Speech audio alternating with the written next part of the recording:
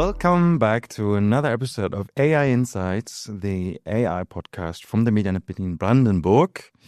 I'm your host, Paul Probst, and today it's an episode where we're closing the year somehow with not talking about what happened in 2025, but more what's coming in AI in 26 and afterwards. For that talk, I have somebody on the show that I had before, and since we had such a good conversation, I thought, who would be better to talk about the future of AI in the next years than Dani?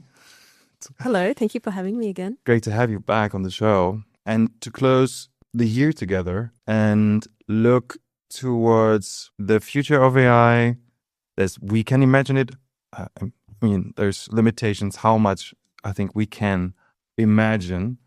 But we try. And also, I want to know what you personally see for the next years.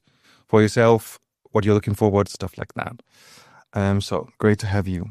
Thank you so much. For starters, in the year 25, I think the coolest word in AI was agents. Everybody was talking about agents and still is. And I think still a lot of people really don't know what it is or have different ideas of what an agent is.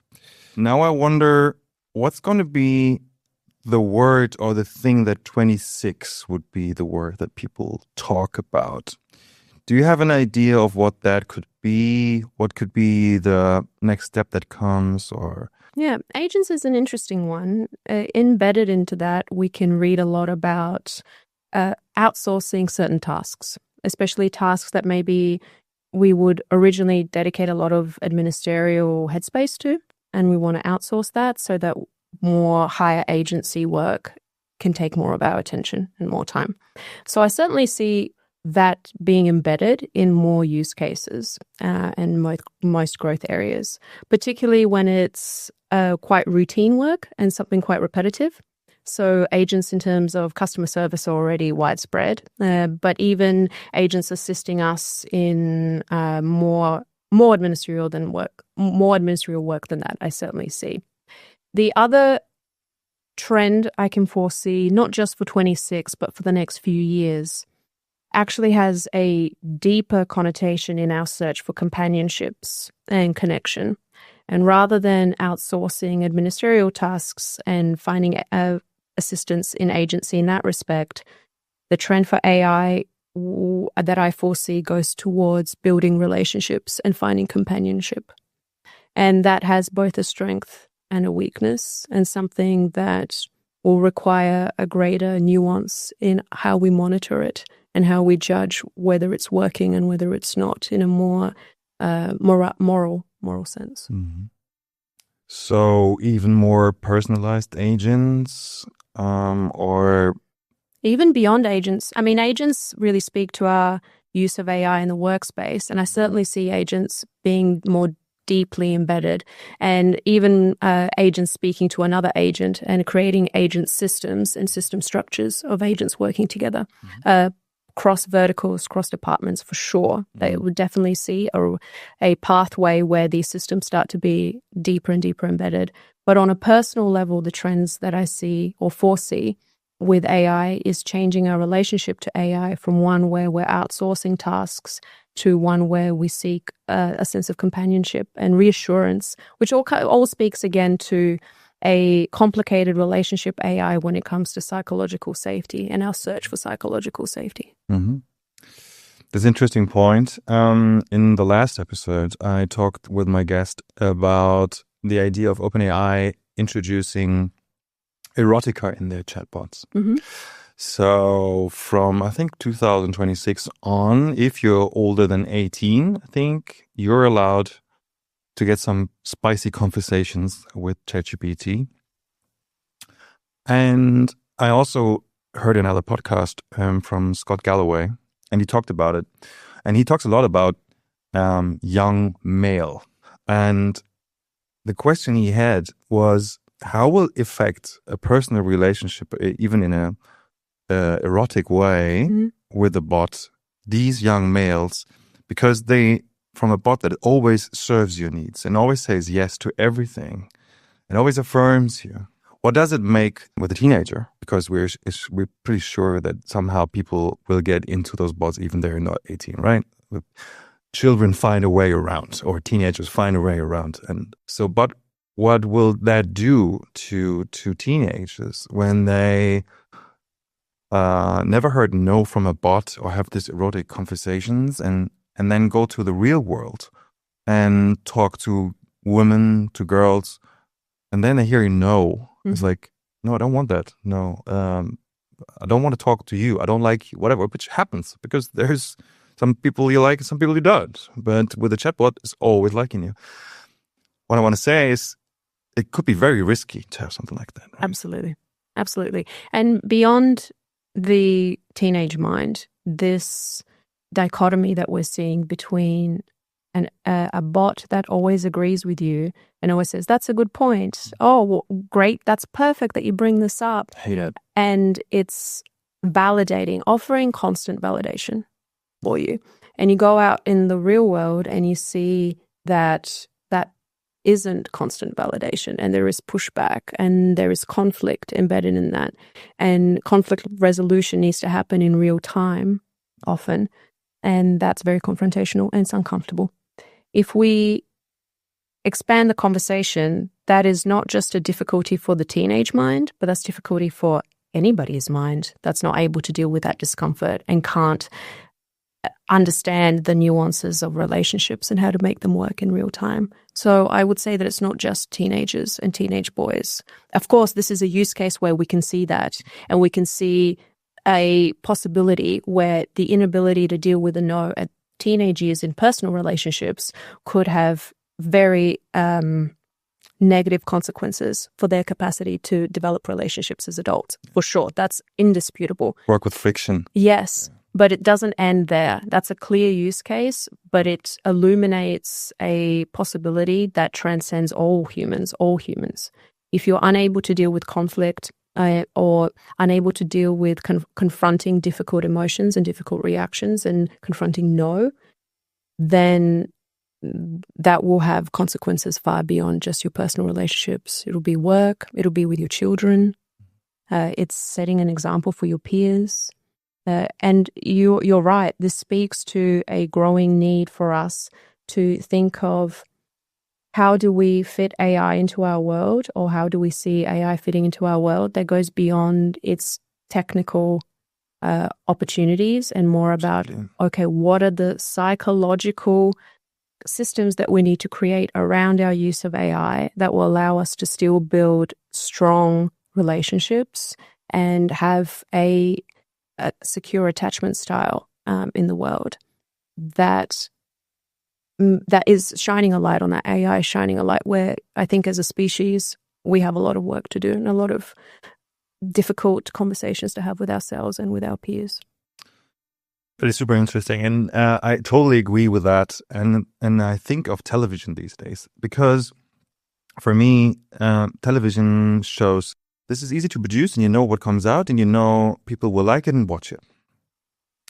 And what you have these days with, especially OpenAI is on the forefront of that, but also comes with Claude now, is this affirmative mindset, you wouldn't say, probably like behavior, where it always tells you, as you said, super great idea, awesome poem that you wrote, night best song ever heard, whatever. And then OpenAI reduced it a bit in the version 5 of their bot, coming from 4.0 or 4.1 or whatever it was. And then suddenly everybody was like, wow, why is my chatbot not as affirmative as it was before? I want to have that back. It is super neutral, but I don't want that. I want somebody telling me how great I am all the time.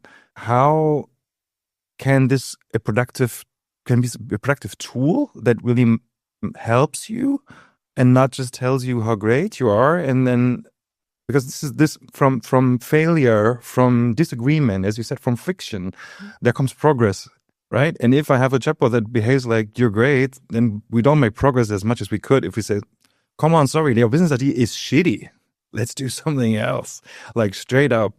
And some often wants us to use the bot as much as we can, right? Because he makes money with that. But we need friction for progress. So I wonder how we can solve this problem. Like give people what they want, but also what they need. Right. You know what I mean? Yeah. I mean, this is a very deep question that doesn't just speak to AI. Yeah. Our capacity to be fine with friction and in fact seek it out, because friction is the gateway to personal growth, is a cultural need. It's not just limited to AI. Yeah, I mean, it speaks to a broader question. If the AI models that have become such a commonplace in our day-to-day lives now were less agreeable at the beginning, would we have embraced them as much? And if we didn't embrace them as much and they were more disagreeable to begin with, where would we be in our reliance and our work with AI now? Yeah, it's true. So this is the thing that's going to be interesting, how that evolves and how much we are used to or getting used to interact in a new way instead of doing stuff that we did before in a way that we did it. So maybe we find a middle ground, and maybe OpenAI finds us way back to, we want to create something really new, something that brings something to the society and not just a chatbot that keeps people going and let them create some videos that nobody cares about, right? Yeah, sure. I actually think the fact that we are discussing agreeableness as a strength and a weakness is such an important conversation, because we embraced ChatGPT from the beginning. We loved the agreeableness. We loved the self-validation. It felt really good. But then we started to see ramifications pretty quickly on what that means for us. And the fact that we have strong competitors coming into the space now, I think is brilliant. And it really speaks to the power of open markets and competition, healthy competition, because it's giving us the opportunity to see an alternative. What if we built models that were less agreeable, that pushed back, that had a higher standard, or that they held us to in order to respond in the way that we needed? We need to be more clear. We needed to express ourselves better. We needed to face the fact that sometimes our ideas weren't great. And to be honest, hearing that from an LLM is significantly less high stakes than hearing that in public from your boss, from someone that you love.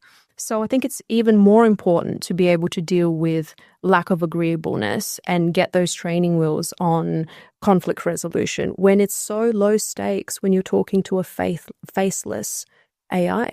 Sure. That's always nice to actually, and it's like and goes through this process again and again until you solved your problem or understood something, and you don't feel like embarrassed to ask a question. Exactly. And it's always there. It's always there. You can ask as many questions, clarify as many things, and its misunderstanding of you is only limited to exactly your words on a screen. It doesn't read tonality. It doesn't read between the lines. It doesn't read body language, which is another blind spot for AI that we will need to take under consideration. I'm sure you've heard the statistics yourself. When we're communicating with another person, 70-something% of that is nonverbal.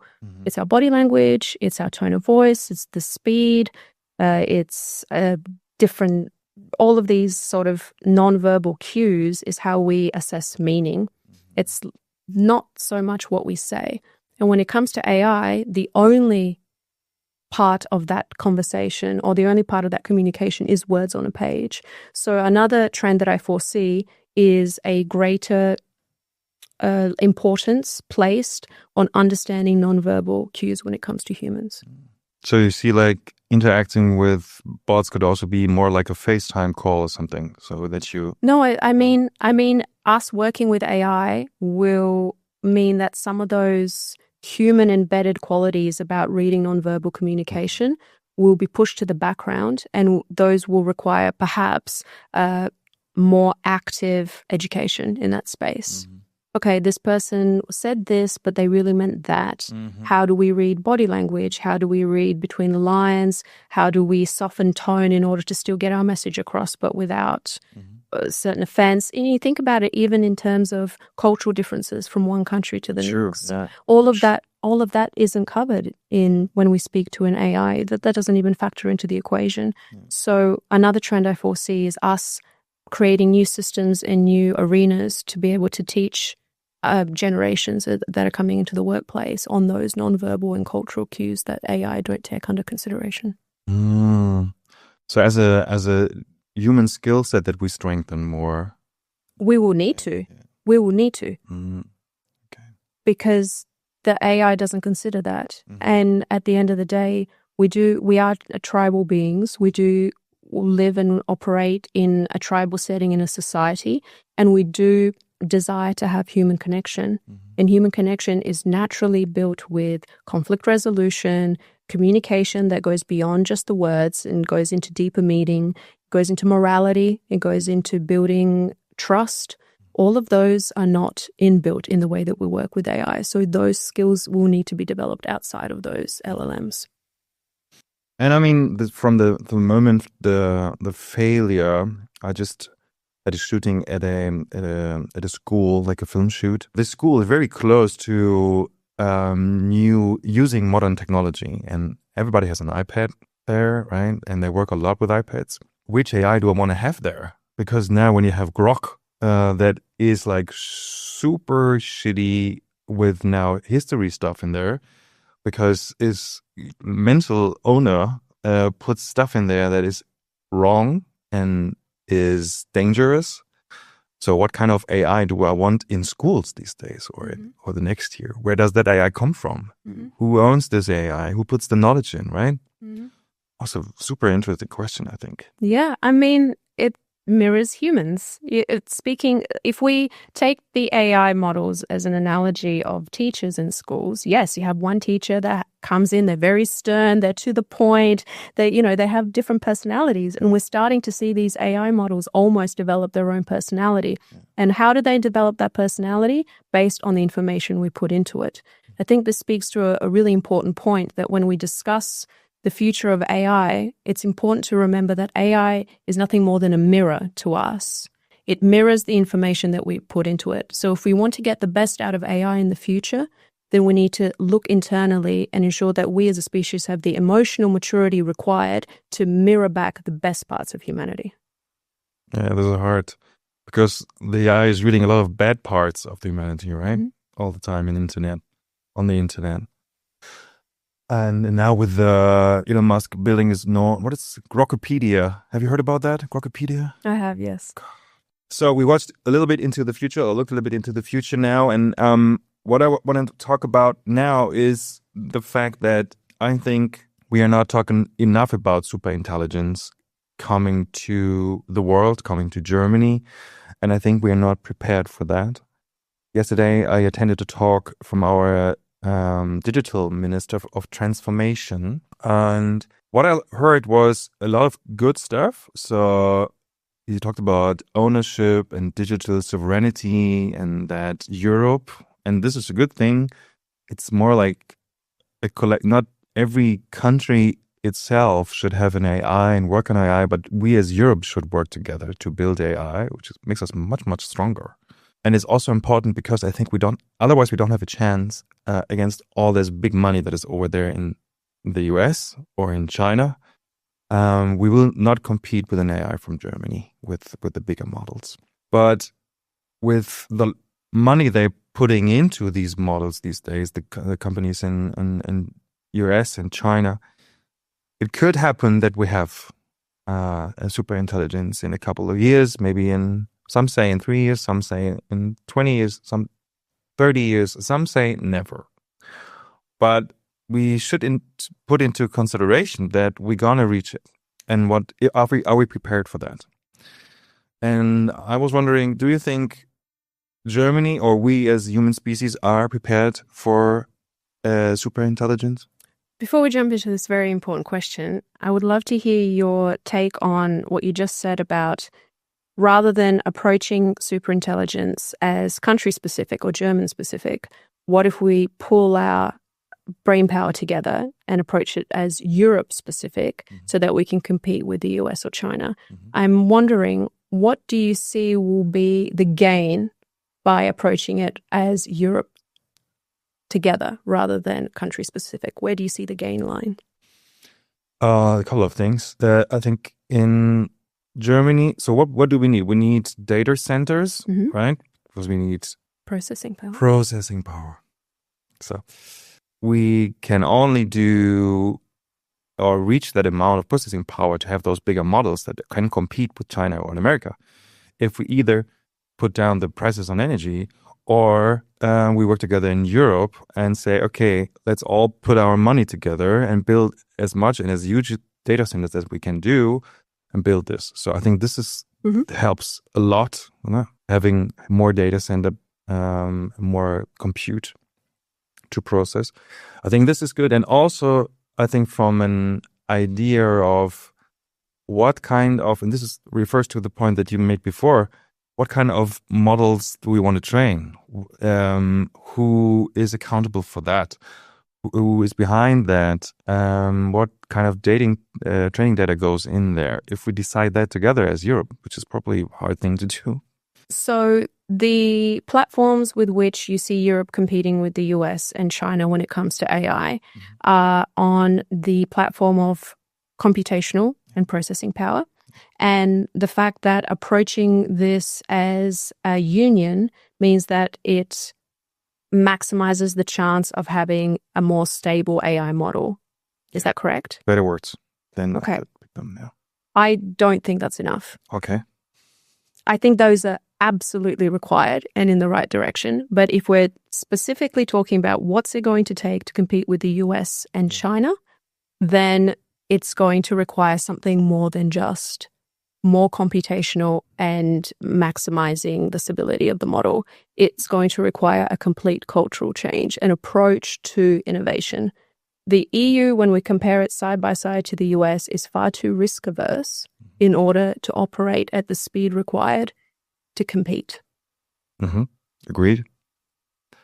So we need less guidelines, less restrictions, and say, startups, just build your models and let's see? Or what do you mean to risk averse? There's a lot of bureaucratic hoops to jump in order to build. But also, generally speaking, from an investment perspective, the amount of risk that early stage investors are comfortable with is far lower here than it is in the US, which means that even if the idea, the early prototypes are built around ethics, morality, safe AI models like you were mentioning, to get the funds required to build those out and to take those to market requires a certain amount of comfort with risk and acceptance of risk. And that is much easier to achieve in the US than it is in Europe. But what do you think? Is that because of lack of money compared to the US? Or is it more a mindset thing? It's a mindset. It's a mindset thing. Absolutely a mindset thing. Okay.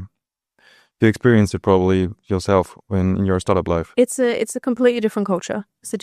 And it comes across in the type of questions that are asked, the approach to building, the speed at which a building is expected. Absolutely, there needs to be a cultural change in order for Europe to stay competitive with the US and China. Okay. So taking more risks and building faster, or being okay that not everything will be figured out to begin with. Yeah. And being okay with learning as you go, ongoing learning.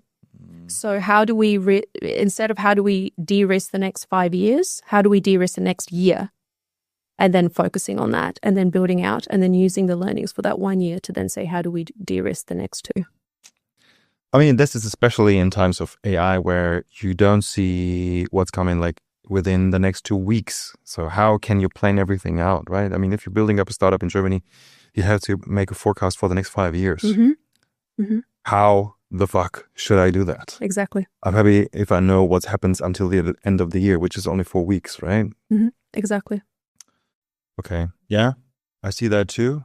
We don't have this classic entrepreneurial investors mindset that is there in the US. I'm still not sure because there is so much money lying around there, that they're like losing 100 million. Who cares? If you lose 100 million in Germany, shush, there's a problem. Germany is building a data center and they put in 4 billion. Mhm. And compared with the US, where Meta is putting 500 billion into data centers, that's a huge difference. How can you compete with that? And if you have the money, if the stream comes in, because Meta is generating so much money all the time, they can risk to lose money by investing stuff. We don't really have risking money, I think, in Germany. That's it. That's exactly it. That's the nail on the head there. And we're comparing one company with one country. So we're talking about one organization, and you're comparing that to a whole country and potentially a whole union that have to come to a consensus on how this money is spent. It is inevitable that it's going to take a longer process. So yes, that's exactly the point. I mean, I just read, we had this DeepSeek moment. If we just look back a little bit, this year, like beginning of the year, I think it was the DeepSeek moment, and the NVIDIA stock went down the first time for last 2 years or something. And we saw that maybe with even less compute, we can build up models that are as competitive as the others, which is super great. And it's like, okay, we don't need more data centers and we don't need more compute. We can also do it by building better algorithms. And I think this is, for me at least, this is the one hope that I have, that Europe and Germany can compete with the companies over there in the States if we use our bright minds to create something like that, like DeepSeek. Europe needs a DeepSeek moment. Our strong suit is not having the risk money, but thinking twice before doing something and then maybe get a better outcome. Yeah. I mean, there's a saying, measure twice, cut once. Mm-hmm. So I think that really speaks to this exactly. So in this case, okay, so this is the outcome that we want. Can we find something in the way that we build it to make it more efficient? So it's more not about competing face to face, but more about where can we make the process even 5 or 10% more efficient in order for us to compete on that platform instead. I think this is a wonderful opportunity, and I have a lot of hope that this is one place where Europe absolutely can compete. Yeah, true. And on the other hand, if I have to decide if I use, like in 10 years, I use a model from Elon Musk or I use a model that was built in the EU, I see myself more using the one from EU. Maybe it's not that bright or that fast, but I have a better feeling using it than I would maybe have using a model that was built by a lunatic with too much money. Yeah, I mean, and that also speaks more about how different cultures will put a greater emphasis on the intention or the ethics behind an AI model. I think generally there are places in the world that put a greater emphasis and greater importance into that in their decision making on which models to use, which tools to use. Where is my data hosted is a question that's much more at the forefront of conversations in Europe than it is in other places in the world. That matters to a lot of people here. And I think it's important that it matters to a lot of people. So these are also places where Europe has a wonderful competitive advantage because these kind of topics are taken seriously, and consumers and users of these tools are willing to pay to have clearer answers on these questions. Yeah, absolutely. Now let's assume we put enough risk money in the AI and it works out, and all the promises from the bigger the data center, the more the intelligence, and we reach super intelligence, and suddenly, I don't know, half of the population doesn't have to work anymore. I mean, we see a lot of people now losing their jobs already, and we still have the wording of AI will not replace your job, it will only enhance you, blah, blah, blah. I don't buy that bullshit. I think they're using the terms to like keep progress and building and not having the politics on their backs saying, slow down. First, we have to find some ideas how this will work out when the AI takes over most of the jobs. What do we do with all the people? When we hear super intelligence and a lot of our jobs are replaced by AI, are we as a human species prepared for that moment where we have to find meaning in life when not getting it from our work? It's a beautiful question. It really speaks to the existentialism that the AI movement is bubbling up. I think it's such an important topic. And what you touch on there is twofold in my eyes. One is, what does it mean for work? What do I do for work? But the other one is, what is the meaning of identity? And I don't think we can answer the first without addressing the second as well. I think they're so interrelated. So this speaks to existentialism. And for decades, our identity and our work as humans have been tied to output. And AI is forcing us to confront, what is my worth as a human being if it's no longer tied to productivity? Mm-hmm. And that is the core of the question. If my productivity is no longer determining my worth at work, then what is? And I have a couple of ideas on what that means. One you've already touched on, and that's deriving meaning. The second is, if the AI tools take care of the output and the productivity, then my role shifts not from the production house, not from the person producing the output, but the person curating it. If there is endless possibilities, then what sets one person apart from the other is being able to derive meaning from those endless possibilities and curate the content that is most crucial to see a goal in place. Mm-hmm. Can you be more specific on that? Because I have industries that have industries in mind where you have output that is pretty clear on what you need. Like, you need boxes to put stuff in that's going to be built, and there's nobody sitting there folding stuff like that. Nobody is calculating how much boxes we're going to need for this month, for this area. So this can all be done by machines, by AI, whatever. You don't need that anymore. And what I understood with you is more like a creative output of work, or not a repetitive work. Exactly. Right? Exactly. But we've seen this across other industries. AI, at the end of the day, is one technological movement in a long chain when it comes to humanity. Mm-hmm. And when we had the Industrial Revolution, when we had manufacturing plants emerge, we saw another change in how people work and how they create. So things like you just said, manually folding things, manually putting them in boxes, were suddenly outsourced to machines that were able to do that at a far greater pace and with greater accuracy than humans. So things like manual factory work was outsourced to machines. And now we're seeing the same thing again with AI. So some of the more repetitive day-to-day work will be outsourced. That output will be translated into a machine. So then our role as a human being is the things that machine can't do. So being able to look at morality, make a decision based on what's morally right, what's best for the group, being able to confront others and also have those difficult conversations that we discussed, looking at infinite possibilities and either making a decision independently or consulting another person or another AI tool on what is the best way forward, and then communicating that to other human beings, instilling trust, instilling faith, and instilling culture. Those are where human skill sets will go to, because a machine can't help build team culture in an organization. That still rests with a human being. Mm-hmm.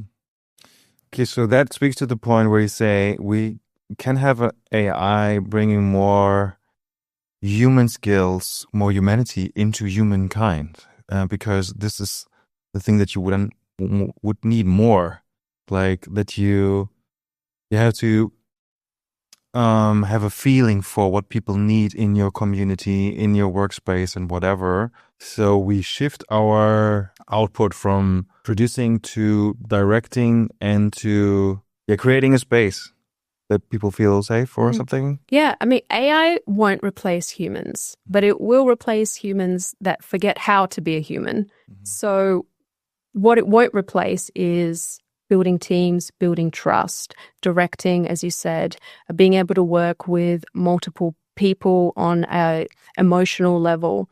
That's where those tools cannot replace human beings. We've automated so much about our work life already. This is just the next layer on it. Yeah. It's part of humanity's drive for transformation and for growth, for old processes to be deemed absolute and redundant. We've done it countless times before. Cars replacing horses, right? computers replacing notebooks. There's still a role for people to be manually writing things, but our day-to-day work is now is handled by computers. And AI is just going to be another step in that. There's nothing terrifying about that. That's just natural evolution. And it speaks to a growing importance in society for us to confront change and confront the discomfort of sitting in the unknown. And who's really going to flourish in the next phase in work careers are those that can handle the unknown best and can handle the discomfort and stay calm, collected, and present in navigating unknown situations. That's where the competitive advantage in the future will lie. Super beautifully said. Yeah, this is what I wonder. How do we unlearn what we learned over the last centuries? Mm-hmm. How can we prepare students in school to learn that kind of skill set and going away from just producing stuff that's going to be sold, like being efficient, stuff like that? Mm-hmm. I mean, this has to be a huge shift in schools, yes, in education, right? Exactly. I mean, it has to begin actually yesterday. Yeah, I mean, that's exactly it. So curriculums will require a transformation too, where, again, it's less about the output, but we spoke about this last time too. The importance will shift not on output, but how do we prompt these AI tools and understanding how to ask the right questions and ask the most crucial question to get the output that we desire. And the layer behind that is how do we develop the emotional maturity in order to handle all of this change? So everything's like a domino effect, and it needs to start in as early as possible with children. And that's the reality of it. It will take some re-education on the adult part and instilling new priorities in the next generation. Yeah, I think there was also a very beautiful sentence that you said last time in our prep call. Is like, it's not about giving the right answer, but asking the right questions in the future, right? Yeah, exactly. Then the answers will be given maybe in the best way by the AI. But if you don't ask the right question, you will never get the right answer. Yeah, then that takes a lot of self-awareness as well as model awareness, AI model awareness, being able to teach yourself and teach the younger generation on how to ask the right questions, how to ask the most important questions. Takes a lot of courage and takes a lot of self-reflection to be able to do that competently. I mean, with your work, because we are both self-employed, so we do what we do because we love it. And we stand up in the morning and nobody forces us to do it. And maybe we earn some money, maybe we don't. But anyway, we do it because it comes from within. But I mean, not everyone is as fortunate at that as we are maybe in this moment. And a lot of people go to work and they do it because somebody says what to do and it's a okay job. And they don't live for the job. They do it to live off it and do something afterwards. But this transformation, this shift then to rethink what to do with these 8 hours. If you have to get up and maybe you're not loving to paint or garden or whatever, it's for me so hard to imagine where people pull their passions from, their drive for like getting out of bed every day then, when it's not told by somebody who employs you. Do you see it? Yes, I think that's a question that has eluded humanity since the dawn of man. Where do I derive my sense of identity if it's not from my work? AI is just shining a spotlight on it. And we are in a really beautiful time to be alive right now, to be given the opportunity to ask these questions of ourselves and each other. There is nothing that we can do in the external world that will give us any sense of peace or self if we don't feel that internally. That feeling of enough needs to come from within. There is no tool that can answer that for you. There is no job. There is no relationship. And this is a really important time in history for us to sit with that realization. And we're now given an opportunity to derive that sense of our own self from inside, not from out. But I think this can be overwhelming for a lot of people, right? I mean, bearing this silence and this moment where you're, okay, what's now? So I think there's a lot of help needed and support from outside. Yeah. In this transition phase. Yeah, the transition's always uncomfortable. Yeah. If it was all the great things that we have developed and created as human beings have been developed outside the comfort zone. We don't develop greatness inside the comfort zone. We never have. It's one of our greatest strengths and greatest weaknesses as a species. One piece of comfort is that we're all in the same boat. And there is a great sense of empathy and connection that can be built out of that. So this is also a wonderful opportunity to build communities around sharing support and creating space to have these difficult conversations without judgment and led through empathy and emotional vulnerability. I have one last topic I want to talk to you about, and that is creativity. And it somehow is connected to the topic that we just talked about. Also, what was big in 2025 was image models, video models getting better and better. We now have Sora and VO and all the other models, and they're making steps. They're still shitty on a lot of things, but it's getting better. And even OpenAI already has an app now out that is a competitor to Instagram, where you just only have AI content now. And we talked about it last time on the phone, I think, or after our recording, because I tried it and I saw two interesting things. For once, it bored me super quickly and also I'm not really a big fan of Instagram too, because I think it's repetitive, and it's the same with Sora for me. But on the other hand, what I found interesting is if you use it, you build your own cameo, so yourself in there, and then you can let this thing or yourself do whatever you want with it. You can mix it with the content of others that was created before already, or you can create your own content, and it makes you a little bit more active than just consuming Instagram or whatever other platform there is, because it makes just more sense if you bring your own stuff in there, and maybe your imagination is sparked in that moment where you see this flying ship steered by a llama. And last time we spoke, you said human created content is going to be the gold standard that we're going to want in the future. Can you elaborate on that a little bit more? Yeah, sure. Handmade will become sacred. In a future where anybody can make any content and machines can create perfect content, human-born imperfections will be priceless.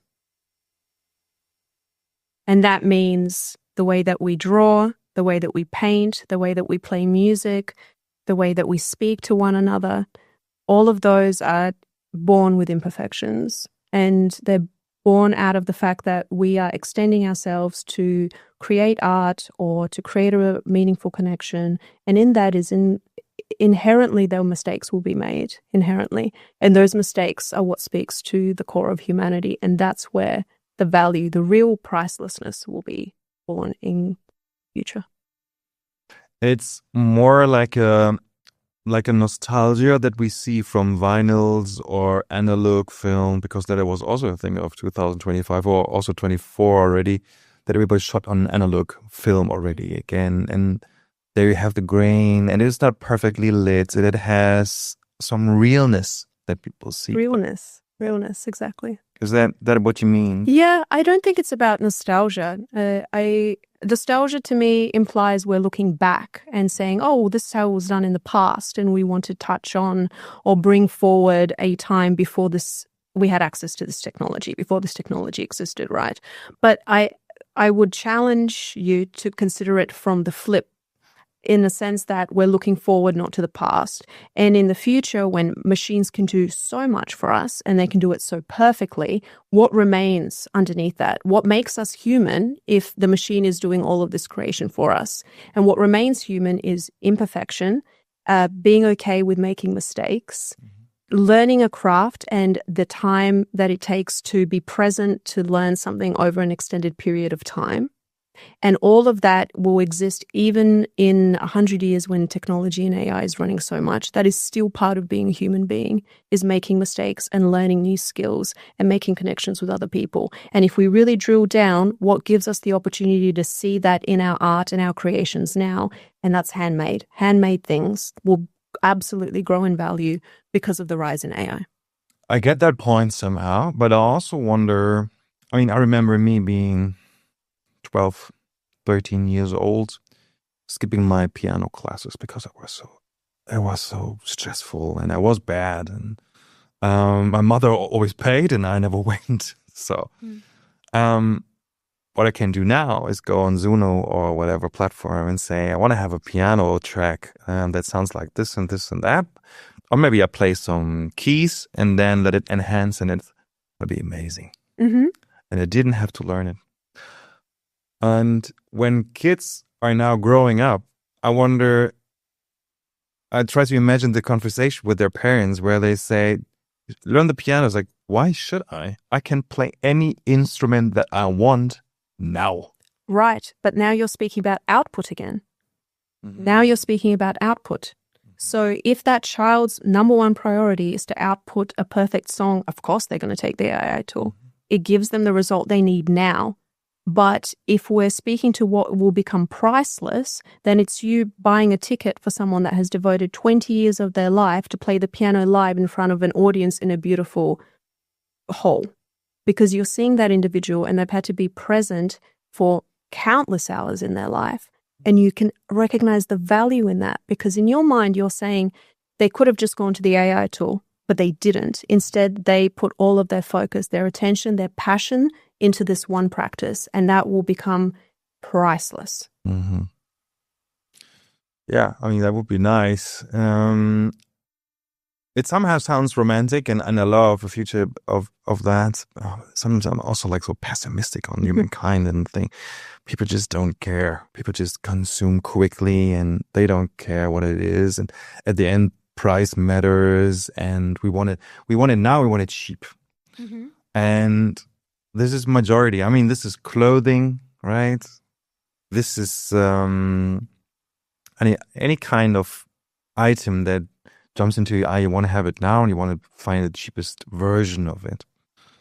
And educate people back to that point where the quality matters, and it doesn't need to be now. It can also be tomorrow. So the song doesn't have to be perfect now. Also, the progress is interesting, mm-hmm. good for you. Mm-hmm.